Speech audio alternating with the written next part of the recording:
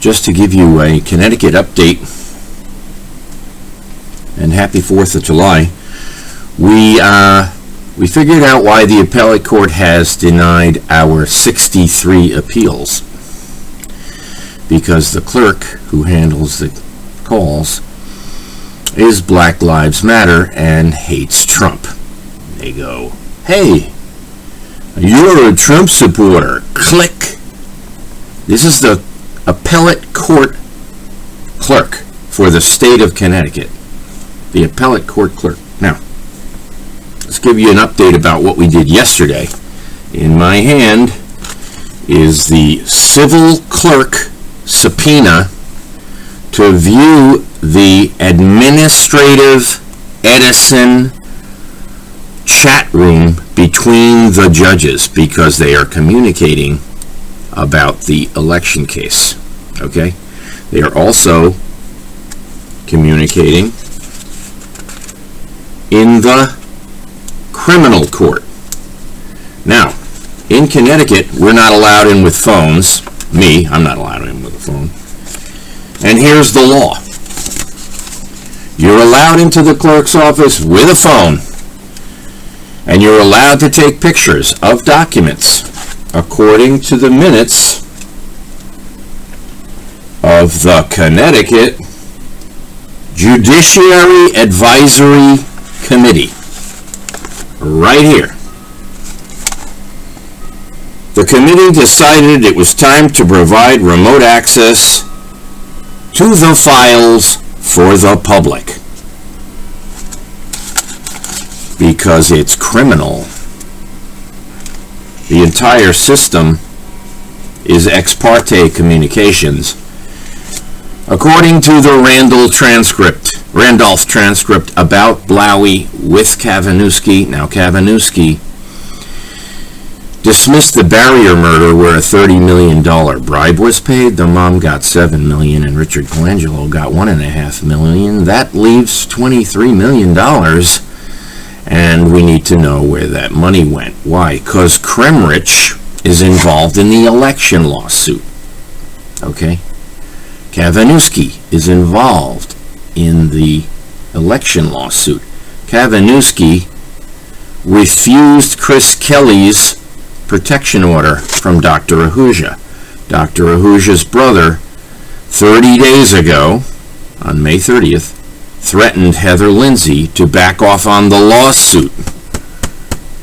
Pointed a gun at her, an unregistered firearm. He's not been arrested yet. That's 30 days ago. 30 days ago, the Ahuja brothers are bribing these judges, so they say. Now, who would know? The nurse of the doctor, who's Heather Lindsay, the same woman threatened. So now Chris is threatened that he'll be shot in the back of the head. I'm getting threats. I'm going to be shot in the back of the head, and Heather's getting threats that she's going to be shot unless we back off on the lawsuit. So what did we do? We subpoenaed the civil clerk Ryan Flanagan for the ex parte communications that are on the Edison system, which the judiciary says we have a right to, and they didn't take my phone every time, so I can't take a picture of the screens. I would need to take screenshots of what the judges are saying. What are the judges saying? Well, they're saying that I can't get a fair trial in Connecticut. Now, that includes the appellate court, because the appellate court clerk says, "You're a Trump supporter? Ha ha ha." Click. So here we go. They kick our documents back because of the size of the letters. We are using Word, which is 11.5, and they say it has to be 12. First of all, they can't tell the difference between 11.5 and 12. So they keep sending our documents back, repeatedly, and then dismissing our cases. That's exactly what's going on in the appellate court. Now, it's different what's going on in the state court. In state court, you can't mark a motion ready at all. They won't hear your motions. If they do, they're on Zoom, which is unconstitutional if they hear them at all. So here we go. We filed an injunction on the Blumenthal race, which was never heard. By who? Kavaniewski and Kremrich, Blowy and Clark. Clark dismissed the case after Blowy said I could never get a fair trial in Connecticut.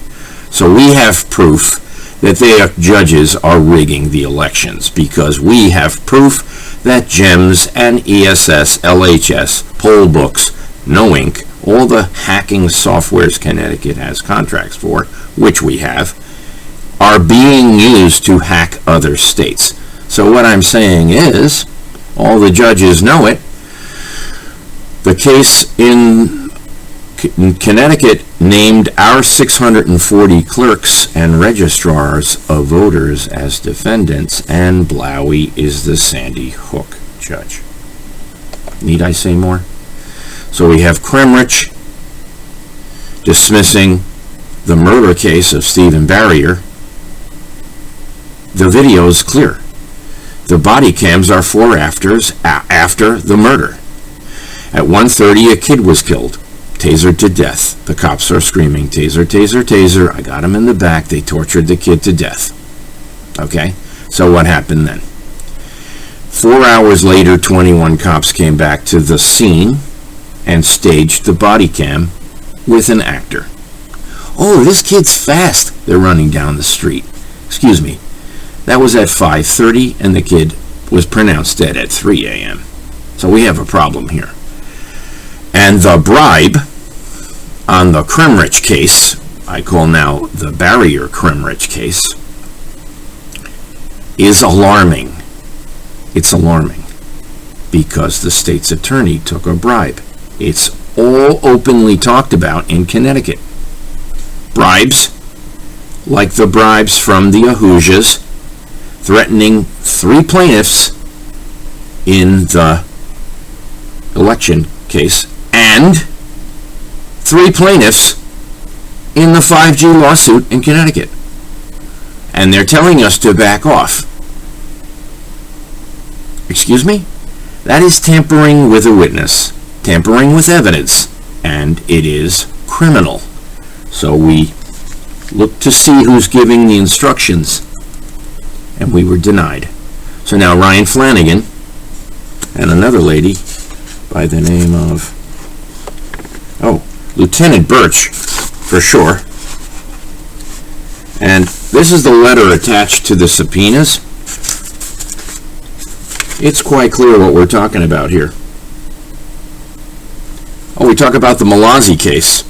The DNC chairman of Stanford has 28 counts for absentee ballot fraud. And he's the guy who stole the petitioning candidate signatures in the city of Stanford. I gave them 300 signatures. I gave them Andrew Pritchard's signature. In Norwalk, I gave them Heather Lindsay, Sam Magliari. These are people they know because they're actively targeting them. Their signatures were never approved, verified, let's say. Their signatures were never verified, and they are considered dead. So here we go. Heather Lindsay's the one being threatened to be shot in the back of the head right now from May 30th, and the guy has not been arrested, and he was found with $18 million in his trunk bribing judges, bribing cops from New York to Texas. $18 million goes a long way. They have a plane they're flying in Oxy, okay, into the Sikorsky Airport, gave them a subpoena. They're going to fight it. Okay, everyone's fighting They refused a federal subpoena at the Stanford Superior Court to review the judges' conversations between them. They said, sorry, we're not going to listen to that. Well, now they're going to have to testify as to why they refused 2 federal subpoenas, the criminal clerk and the court clerk. Keep in mind this. Every case of mine is supposed to be transferred to Bridgeport except the election case The Ken Dixon case, which Kremrich had to handle. Kremrich is the judge on the barrier bribe case. And when you talk about the bribes openly with the clerk, oh, I need to see the bribe information. I need to verify what's going on with this case. Oh, sorry, you can't do it. Why? Because I'm the clerk and I'm screwing you on all these cases. By the way, we have 350 cases, of which 300 of them were dismissed. And they're not in the court stream. So they've been squashed and dismissed. And they're money laundering cases. 200 of them are against Bernie Madoff, the biggest fraudster in American history in the state of Connecticut, the Constitution state, which is also the hedge fund capital. So the money laundering is going through the hedge funds. There's no doubt about it. And New Hampshire has a substantial case about the drug cartels funneling money through New Hampshire. The question is, can we get them on the federal problem with refusing these subpoenas? Keep in mind, in the East Haven case, where 5 cops were indicted, we subpoenaed 31 911 calls we were not allowed to play in 4 trials. The cops called me, told me to go to my office where a killer they hired tried to kill me, and he was hired by Larrabee, chief of police of East Haven, who was chief of police in Stamford, with Provader, the judge, who was counsel to the city of Stamford, working with Dana Lee, who destroys the evidence. So right now, Stamford has subpoenas destroyed by Dana Lee. We're not going to get any information from him because he is a known fixer. He's a fixer, okay? These people are running the show in Stamford, and they got to go. So there we go. We're disclosing not everything. There's some pretty substantial problems with these documents. For example, the fact that Chris Kelly's going to be shot just like Heather Lindsay's stepson. That's a confession from the guy who threw the brick, who's Nick Ahuja. Okay? That is nephew to AJ Ahuja. And Michael is the one with the gun now threatening Heather. Heather and Chris have been comparing notes, and it connects to mine word for word. So what we have here is repeated cases of a gunman bribing a judge to lay off a case. 5G is critically important to the United States. We have 18 states coming forward, folks. 18 states is a lot. I only added New York and New Jersey to the Connecticut lawsuit. I hope that helps you figure out what's going on here, because we're taking an awful lot of risk, and we need your support. We also need you to share what we're talking about. We're not asking for money. We're asking for protection by public knowledge. Have a great day.